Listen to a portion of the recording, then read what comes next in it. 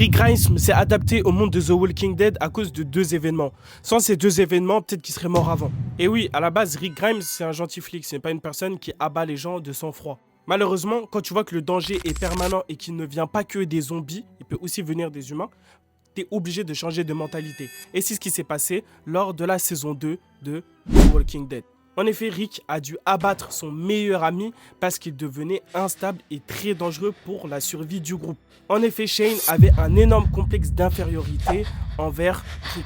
Il voulait sa place de leader, il voulait sa place de mari, il voulait sa place de père. Bref, il voulait limite devenir Rick Grimes. Et c'est lors de cette nuit, dans cette ferme, que le destin de Rick va changer.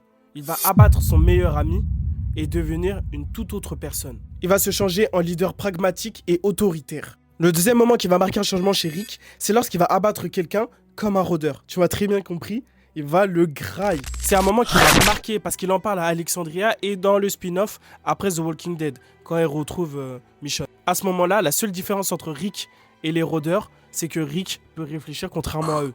Mais sinon, c'est devenu la même chose. Pour la survie, il est prêt à tout. Voilà les deux changements majeurs du personnage de Rick Grimes. Si t'as aimé la vidéo, n'hésite pas à t'abonner, c'est que le début. Là, t'es sur mon compte série, je vais en balancer tout le temps.